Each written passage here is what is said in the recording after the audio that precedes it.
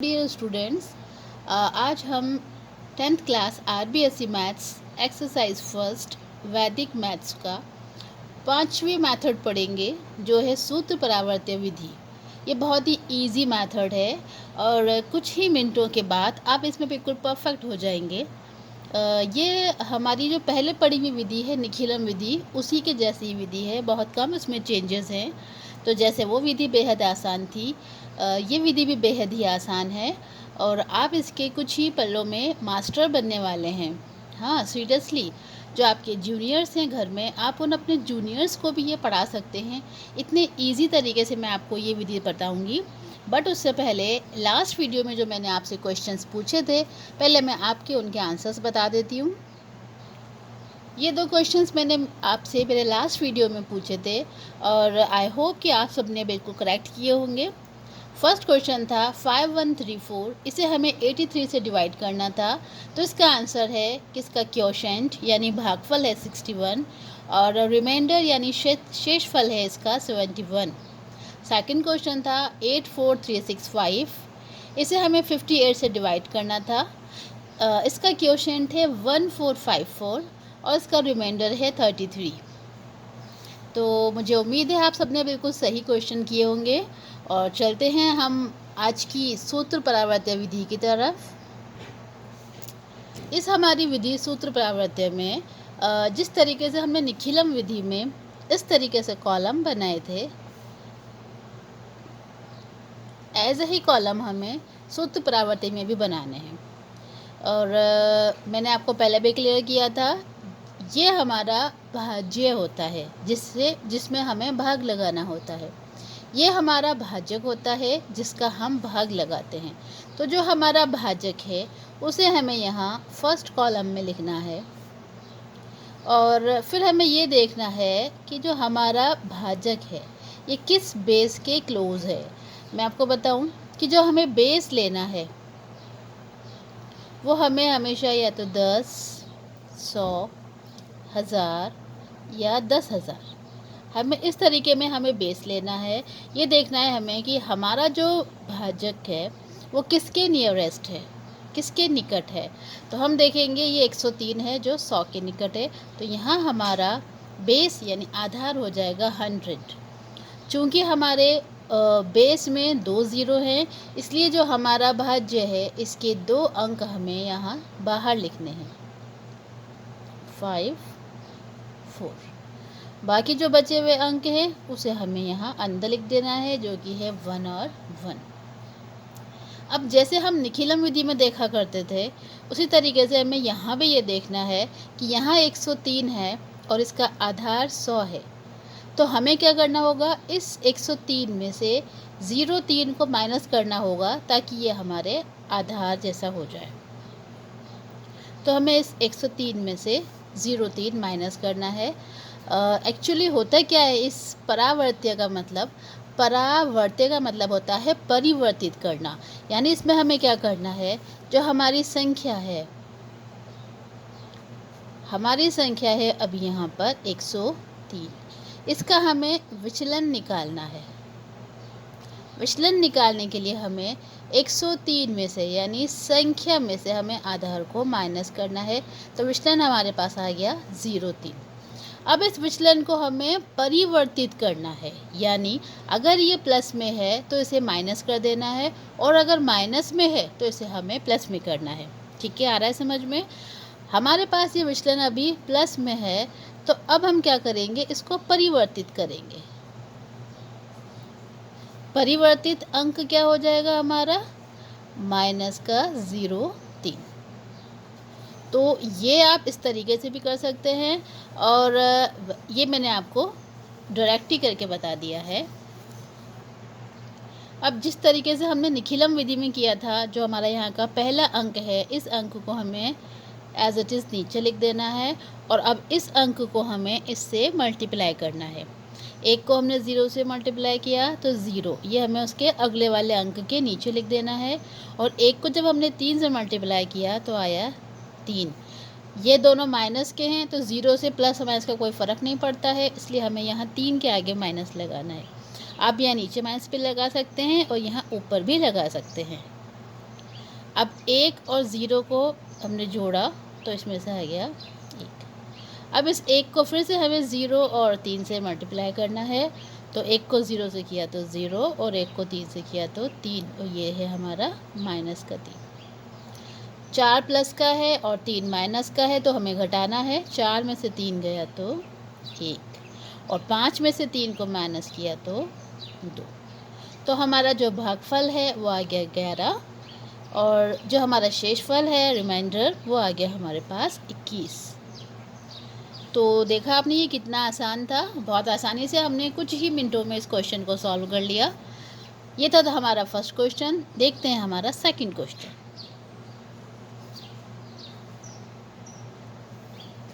हमारे second question में हमने हमारे भाजक को यहाँ लिख दिया है। अब हमें देखना है कि हमारा भाजक कौन से बेस के निकट है। तो जी ये 100 के ही निकट है।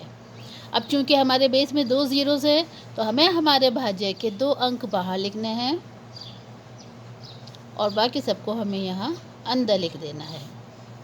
अब यह हमारे पास 113 हमारी संख्या है, तो ये हमारी संख्या है। इसका विचलन हम निकालेंगे तो विचलन आ जाएगा इसका 13। अब हमारे विचलन को हमें परिवर्तित करना है, तो ये दोनों हो जाएंगे माइनस के, यानी माइनस का ही 1 है और माइनस का ही 3 है।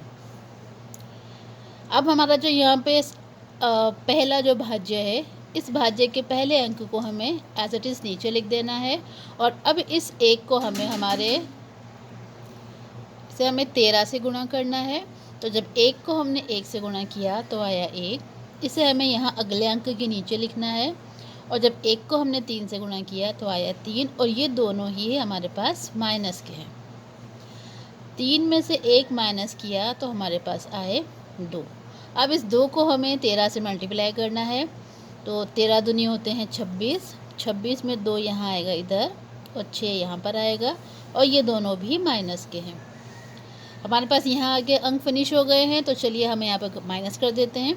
8 में से 6 घटाया तो बचे 2।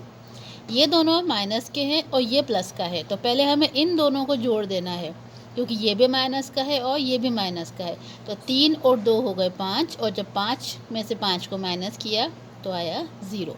तो हमारे पास हमारा क्वोशिएंट यानी भागफल आ गया 12, और रिमाइंडर यानी शेषफल हमारा आ गया 0। देखा कितनी क्विकली ये क्वेश्चंस हो रहे हैं। तो अगले जो क्वेश्चंस हैं मेरे सॉल्व करने से पहले आप वीडियो को पॉज करें और उसको सॉल्व करके देखें। थर्ड क्वेश्चन में हमें 1432 को 88 से डिवाइड करना है। तो अच्छी तरह से हमने 3 कॉलम बना लिए, और कॉलम बनाने के बाद हमारा भाजक हमने यहाँ पर लिख दिया। अब देखते हैं कि हमारा भाजक किसके नियरेस्ट है, कौन से बेस के नियरेस्ट है। तो हाँ, ये 100 के निकट है।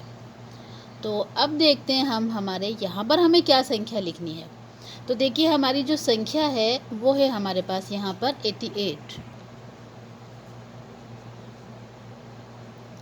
संख्या है हमारी 88। अब हमें निकालना है इसका विचलन। विचलन निकालने के लिए जो हमारी संख्या है उसमें से हमें बेस को माइनस करना है।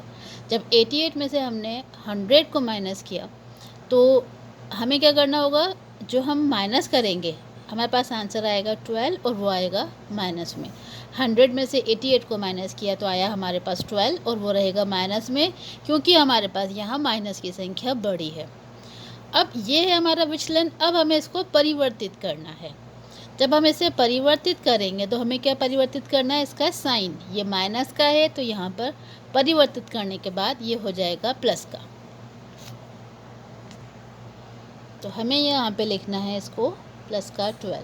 अब चूंकि हमारे भाजक के 2 ज़ीरोज़ हैं तो हमारे भाज्य के 2 अंकों को हम बाहर लिखेंगे और बाकी अंकों को हम अंदर लिखेंगे। अब निखिलम विधि की तरह ही जो हमारा फर्स्ट यहाँ पर भाज्य का अंक है उसे हमें नीचे लिख देना है, और इसे हमें 1 को अब 12 से मल्टीप्लाई करना है। तो 12 को 1 से मल्टीप्लाई किया तो 12 एकम 12। 1 हमें यहाँ लिखना है और 2 हमें यहाँ लिखना है। अब चूँकि 4 और 1 ये दोनों प्लस के ही हैं तो इन दोनों को हमें ऐड कर लेना है। तो ये 4 और 1 मिलके हो गए 5। अब इस 5 को हमें 12 से मल्टीप्लाई करना है, तो 12 पंजे 60। 60 का 6 यहाँ आएगा और 0 जाएगा अगले संख्या के नीचे। अब चूँकि हमारे पास अंक यहाँ फिनिश हो गए हैं तो हम यहाँ पे इन सबको प्लस कर लेंगे, क्योंकि ये सभी प्लस के हैं। 2 और 0 को प्लस किया तो 2, 3 और 2 5, 5 और 6 11, हमारे पास आ गया 112। ये हमारा भागफल है, ये हमारा शेषफल है। बट ये क्या, हमारा जो शेषफल है वो तो हमारे भाजक से बड़ा है। तो हमें इसमें एक स्टेप फिर से करनी पड़ेगी। वो क्या है कि हमें 112 में 88 का भाग देना पड़ेगा। तो भाग जाएगा एक बार, तो भागफल को हमें यहाँ प्लस कर देना है और 112 में से हमें 88 को माइनस कर देना है। 15 में एक ऐड किया तो ये हो जाएंगे 16 और 112 में से 88 को माइनस किया तो हमारे पास आ जाएंगे 24। तो हमारा क्वोशंट आ गया 16 और रिमाइंडर हमारे पास आ गया 24। मैंने आपको पहले भी बता चुकी हूँ कि अगर हमारा शेषफल हमारे भाजक से बड़ा होता है तो हमें हमारे शेषफल में भाजक का भाग करना होता है और भाग देने के बाद जो भागफल है वो यहाँ भागफल में ऐड करना होता है और यहाँ हमें 112 में से उसको माइनस करके यहाँ पे नया शेषफल लेना होता है। मैं एक बार आपको यहाँ पे क्लियर कर देती हूँ। हमें क्या करना है, 112 में हमें 88 का भाग लगाना है। भाग जाएगा एक बार, 88 को हम इस भागफल को हमें यहाँ पे लिख देना है और जब हम इसमें से माइनस करेंगे, उधार देने के बाद 12 में से 8 गए तो बचे 4, इधर बचेंगे 10, 10 में से 8 गए तो 2, 24। तो इस 88 को हमें 112 में से माइनस करना है और हमारे पास यहाँ रिमाइंडर शेषफल हमारा आ जाएगा 24। तो ये था निखिलम विधि से भी भाग करना और यही परावर्त्य विधि से भी भाग। निखिलम में भी हमें यही तरीका अपनाना है, सिर्फ ये स्टेप्स हमारी नहीं रहेंगी क्योंकि इस निखिलम में हमें परिवर्तित नहीं करना है, परिवर्तित हमें परावर्त्य विधि में करना है। जो माइनस के हमारा विचलन आएगा उसे हमें प्लस कर देना है और अगर प्लस आएगा तो उसे हमें माइनस कर देना है। देखते हैं हमारा 4th क्वेश्चन। इसमें हमारे पास जो भाजक है वो है 123। 123 किस बेस के क्लोज है, राइट, 100 के ही क्लोज है। अब चूंकि हमारे पास यहाँ हमारे बेस में 2 ज़ीरोज़ हैं तो जो हमारा भाज्य है इसके इन दोनों अंकों को हमें यहाँ बाहर लिखना है और जो बाकी बचे हुए अंक हैं उसे हमें यहाँ अंदर लिख देना है। अब देखते हैं कि हमारा विचलन कितना आता है। तो संख्या है हमारी 123 और विचलन हमारा निकालना है हमें, तो हमें हमारी संख्या में से इस बेस को माइनस कर देना है। 123 में से 100 को माइनस किया तो आया 23। हमें इसे अब परिवर्तित करना है। परिवर्तित करने के लिए जो हमारी संख्या है अगर वो पॉजिटिव है तो उसे हमें निगेटिव कर देना है। ये प्लस में है 23 तो हमें इसको माइनस में कर देना है। तो परिवर्तित करने के बाद हमारे पास ये विचलन हमारा आ गया -23। -23 को हमें यहाँ लिख देना है और करते हैं हमारा क्वेश्चन।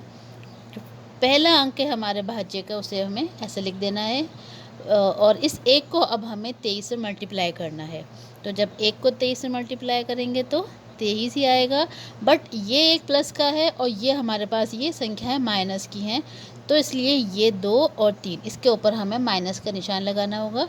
आप चाहें तो ये साइन यहाँ साइड में भी लगा सकते हैं, इसमें कोई प्रॉब्लम नहीं है, एज यू विश। अब यहाँ पे 4 प्लस का है और 2 माइनस का है। 4 में से 2 को माइनस किया तो 2। अब इस 2 को हमें फिर से 23 से मल्टीप्लाई करना है। तो जब 23 और 2 को मल्टीप्लाई किया तो हमारे पास आया 46। तो 46 में से 4 को हमें यहाँ लिख देना है। देखो ये वाली स्टेप अभी हमारी चली है तो हमें अब जो अगला अंक है वो यहाँ लिखना है। 4 और 6 हमें यहाँ लिखना है और इन दोनों के ऊपर भी हमें माइनस लगाना है। अब थर्ड वाला देखते हैं अंक। 8 तो प्लस का है और ये 3 और ये 4 ये दोनों माइनस के हैं तो इसलिए हमें इन दोनों को पहले अलग से ऐड करना है।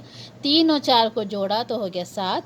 अब 8 में से 7 को माइनस किया तो बचा हमारे पास 1। अब इस 1 को हमें 23 से मल्टीप्लाई करना है। तो 1 को 23 से मल्टीप्लाई किया तो 23 ही आएगा और ये दोनों संख्याएं आ जाएंगी माइनस की। अब चूँकि अंक हमारे पास आगे फिनिश हो चुके हैं तो आइए यहाँ पे हम इसका डिवाइड और ऐड क्या करना है देख लेते हैं। 5 प्लस का है और 3 माइनस का है। 5 में से 3 माइनस किए तो बचे 2। 6 और 2 ये दोनों माइनस के हैं और ये 8 हमारे पास प्लस का है। तो पहले हमें इन दोनों माइनस की संख्याओं को जोड़ देना है। 6 और 2 को जोड़ा तो हो गए 8। इन दोनों को हम जोड़ेंगे लेकिन साइन माइनस का ही रहेगा, तो ये हो जाएंगे दोनों माइनस के 8। 8 में से 8 को माइनस किया तो बचा 0। तो क्वोशिएंट हमारा आ गया 121 और रिमाइंडर हमारे पास आ गया 2। उम्मीद करती हूँ आप सभी को सूत्र परावर्त्य विधि बहुत आसानी से आ गई होगी। और अब मैं थोड़ा सा आपको क्लियर कर दूं कि हमने फर्स्ट एक्सरसाइज में वैदिक मैथ्स में हमने भाग देने की 3 विधियां पढ़ी हैं। पहली विधि थी निखिलम विधि, दूसरी थी हमारे पास ध्वजांक विधि और तीसरी हमारे पास है परावर्त्य विधि। तो हमें कब कौन सी विधि को अप्लाई करना है? अगर हमारे पास जो भाज्य दिया हुआ है, अगर वो 97, 88, 92 यानी अपने बेस से छोटे हैं, तब हमें निखिलम विधि को अप्लाई करना है। ठीक है, जब हमारे जो भाजक हैं, ये भाजक क्या होते हैं जिनका हमें भाग लगाना है, जैसे ये 88। तो जब हमें ये जो हमारे भाजक हमें दिए हुए हैं, अगर वो अपने बेस से छोटे हैं तो हमें निखिलम विधि को अप्लाई करना है। और अगर ये जो हमारे भाजक हैं वो अगर हमारे बेस से बड़े हैं, जो बेस हमारा दिया हुआ है उस बेस से अगर बड़े हैं, तो हमें परावर्त्य विधि को यूज़ करना है। जैसे यहाँ हमारे पास था 123, तो इस 123 ये अपने बेस से बड़ा है, तो यहाँ पर हमें परावर्त्य विधि को यूज़ करना है। और ऊपर क्वेश्चन में हमारे पास हमारा भाजक 88 है, तो यहाँ हमें निखिलम विधि का इस्तेमाल करना है। थर्ड हमारे पास जो मेथड है वो है ध्वजांक विधि। तो ध्वजांक विधि में जब हमारे पास संख्याएँ काफ़ी बड़ी आ जाएँ, तब हमें ध्वजांक विधि का इस्तेमाल करना है, जो हमारे बेस के निकट ना हो, ना छोटे में ना बड़े में, ना तो छोटा हो हमारे बेस से ना बड़ा हो, बल्कि काफ़ी दूर हो, तब हमें ध्वजांक विधि का यूज़ करना है। तो ये हमारी फर्स्ट एक्सरसाइज कंप्लीट हुई। मैं आपको इन सब का मिक्स ध्वजांक विधि, निखिलम विधि और परावर्त्य विधि के मिक्स में आपको क्वेश्चंस देती हूँ। आप खुद सोचिएगा कि मुझे यहाँ कौन से मेथड को अप्लाई करना है। मेथड को अप्लाई कीजिएगा, क्वेश्चंस को सॉल्व कीजिएगा और आंसर्स मुझे भेज दीजिएगा। ये हैं 10 क्वेश्चंस। आप इन 10 क्वेश्चंस को नोट कर लीजिए या स्क्रीनशॉट ले लीजिए और इन क्वेश्चंस को आप अपने आप ही पहचानिए कि मुझे यहाँ पर कौन सी विधि को अप्लाई करना है, और फिर इन क्वेश्चंस को सॉल्व कर दीजिए। थैंक्स, मिलते हैं नेक्स्ट वीडियो में। Till then take care of yourself and keep studying.